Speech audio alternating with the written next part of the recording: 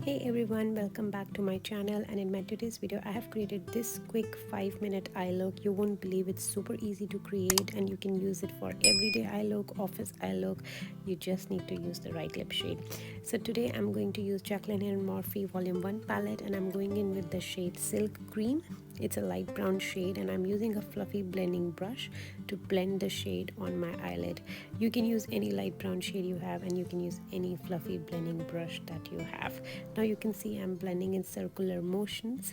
And next in I'm going in with the shade Butter. It's a bit darker shade, and the reason I'm using this shade is because I want some depth in my eyeshadow.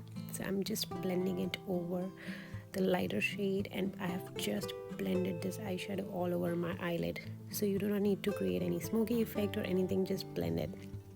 Next in I'm going to use Soda Pop. It's a dark brown eyeshadow and I'm using a liner brush. Now the trick here is use an eyeshadow and apply it as a liner.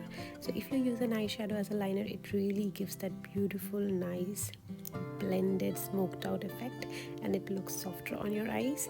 So just create a liner with this eyeshadow and I'm telling you it will stay whole day and it will look so stunning on your eyes.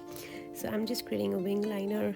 If you have hooded eyes, just go with a smaller one. And then I'm just using the brown shadow in my lower lash line, highlighting my inner corner with matte white color. And today I'm using Rimmel London Nude Pencil in my waterline. Using nude shade in waterline really pop up your eyes. So after applying lashes and mascara, this is my complete look. I will see you in next video.